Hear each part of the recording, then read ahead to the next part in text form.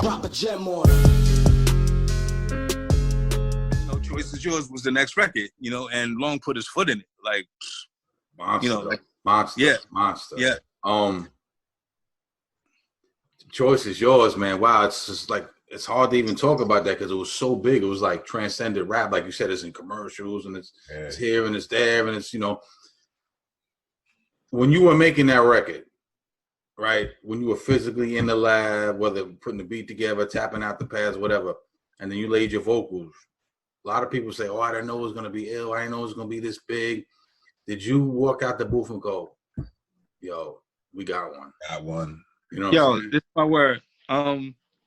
Like we had the regular version, the album version, which I thought was a cool record. Yeah. But when we remixed it, and that bass line, I remember us mixing it down.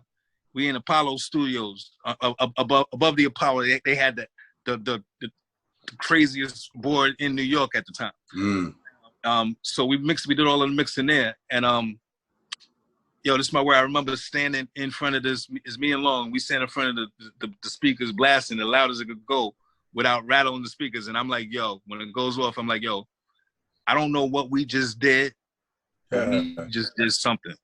You know what I'm saying? We just did something. I don't know what it is, but I had never heard nothing like it. You know what I'm saying? Like, and it felt good because this is my word. Like, I couldn't wait for anybody to hear this. I was like, yo, cats are gonna, but I felt this feeling inside, like, like when you hear, I don't know, like when you heard, Please Listen to My Demo to go back to EPMD, like for the first feeling. Time, like, you were like, it was just this crazy feeling, like, yo, what is this? Yes. You know what I'm saying? And how, like you just had to like play that again, you know what I'm saying? Like, like we did that, you know what I'm saying? Like, I knew cats were gonna be like, yo, what is that? And play it again. You know what I'm saying? And like I said, I had no idea that we'd be having a conversation about it, you know what I'm saying, 25 plus years down the road. Right. But I knew we did something. You know what I'm saying? That's my word. Like, I felt crazy happy about that. Like, it was just a crazy feeling of like, yo, we just did something, you know what I'm saying? But really wasn't able to monetize it. Like, especially back then, you know what I'm saying? Like, had no idea what it was worth.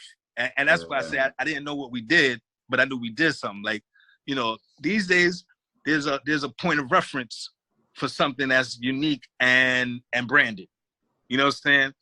But back in those days, you know what I'm saying? Like, you didn't have a real point of reference as far as what was the biggest thing. What was the biggest thing that happened to you that made you know that song was some shit? Like maybe a actress or somebody came up to you, or like. I had a few of those. Like I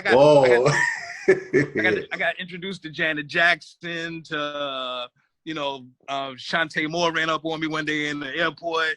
Like, you know what I'm saying? Like, like all kind. As far as that goes, like all kinds of stuff that I would have never imagined. You know what I'm saying? Like wow. You know what I'm saying?